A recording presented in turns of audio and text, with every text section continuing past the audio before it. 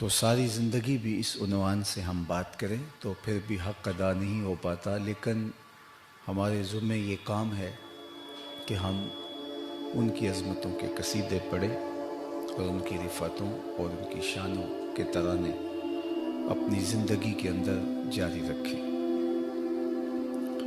اور حضور کی مدح کا قیام باقاعدہ دین کا قیام ہے، اور اگر یہ فریضہ کسی سے چھوٹ گیا تو اس سے اہم فریضہ چھوٹ گیا۔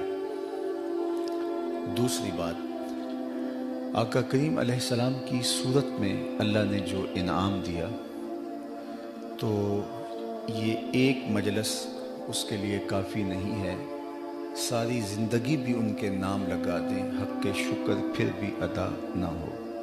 میں تو یہ کہا کرتا ہوں کہ ہمارے بدن پہ اتنے بال نہیں ہیں جتنے رسول اللہ کے احسانات ہیں۔ ہمارا بال بال قرض رسالت میں جکڑا ہوا ہے۔ خدا شناسی تو بڑی دور کی بات ہے، ہم خود شناس بھی نہ ہوتے اگر حضور تشریف نہ لاتے۔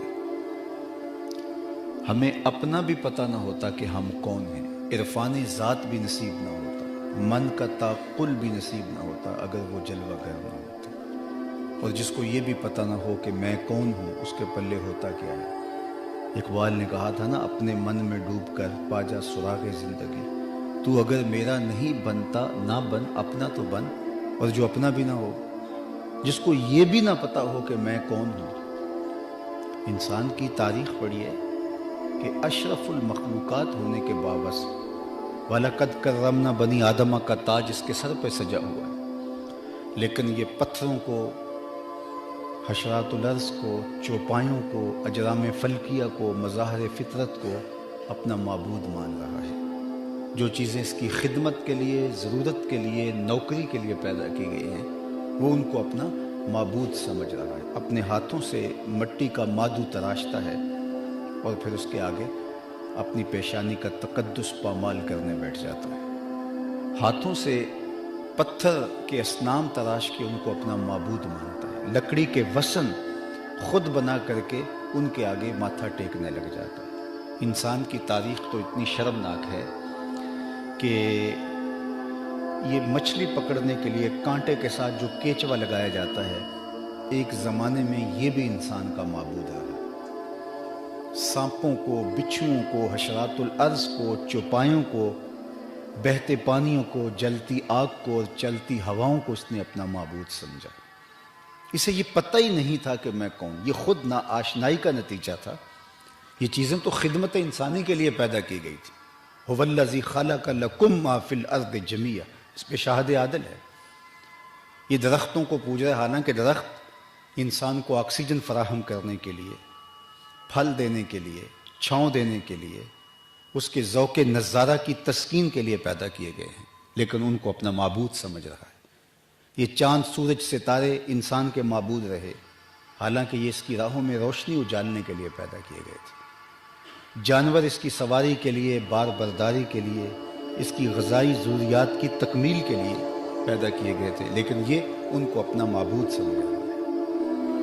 یہ تو حضور علیہ السلام آئے اور انہوں نے آ کے بتایا، میاں یہ تیرے معبود نہیں ہیں، یہ تیری دہلیز کے نوکر ہیں۔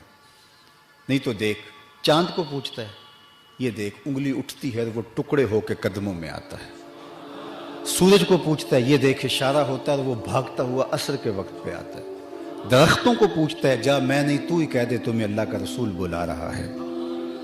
پتھروں کو پوچھ رہا ہے، دیکھ مٹھی ابو جہل کی ہے اور پتھر کلمے محمد عربی کے پڑھ رہے ہیں۔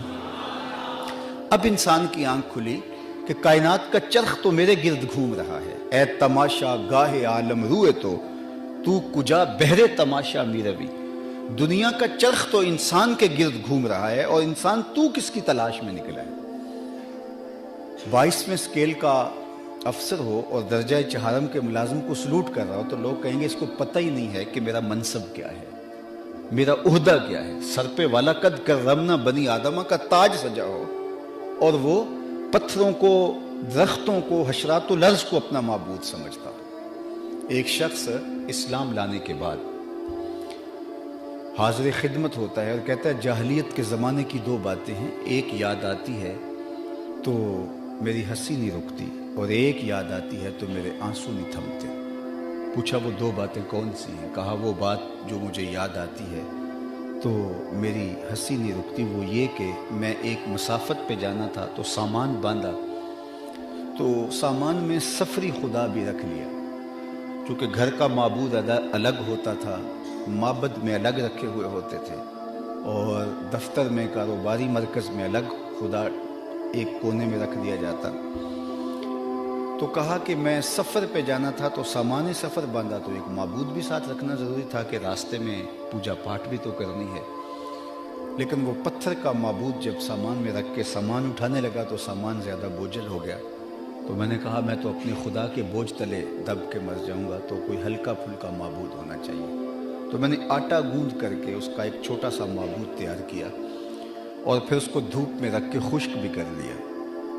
کیسا خدا ہے جو گیلا بھی ہوتا ہے اور خشک بھی ہو جاتا ہے۔ تو کہا کہ خیر میں اس کو اپنے سامان میں باندھ لیا اور سفر جاری ہو گیا۔ جو میرا اندازہ سفر تھا، توشہ سفر اس کے مطابق لیا تھا، وہ تھوڑا سا آگے چلا گیا تو توشہ ختم ہو گیا۔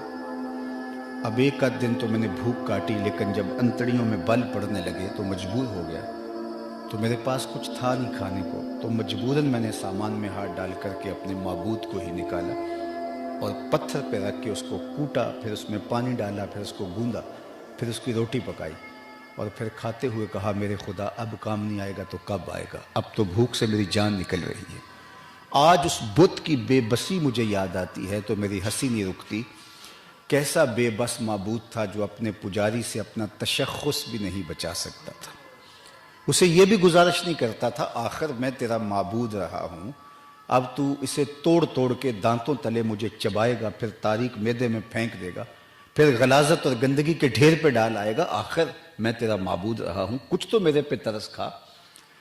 تو مجھے بتاؤ کہ انسان فہم و ادراک کے باوصف کتنی ظلمتوں کا مارا ہوا تھا، شعور اور بندگی کا نور اور ایک خدائے وحد کے سامنے جھکا کر کے حقیقی تصور جو ہمیں ہمارے مصطفیٰ جان رحمت نے دیا، ورنہ آج ہماری پیشانی بھی رسوا ہو رہی ہوتی، آج ہم بھی در بدر ٹھوکریں کھا رہے ہوتے، ہمیں خود آشنائی بھی نہ ہوتی۔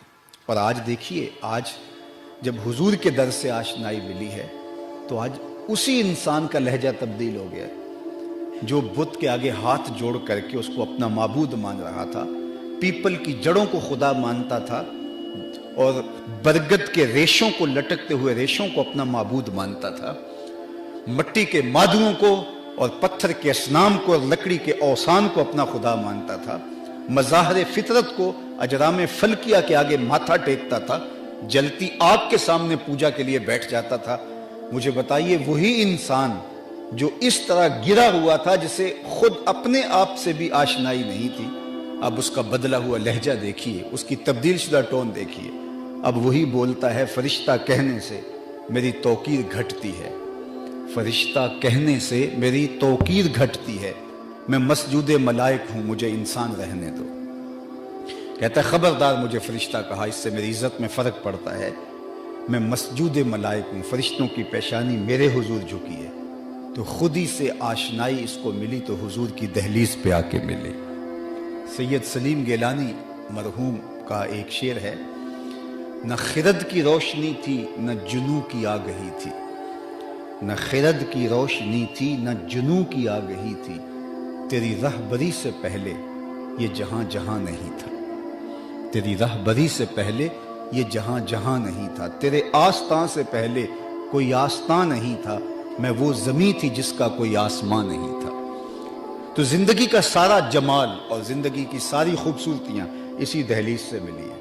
اب یہ دوسرے کو سمجھانے بیٹھ گیا ہے کہ تم ابھی بھی بھٹک رہے ہو، آؤ حضور کی دہلیز پہ آ جاؤ، کانپتا ہے دل تیرا اندیشہ طوفان سے کیا۔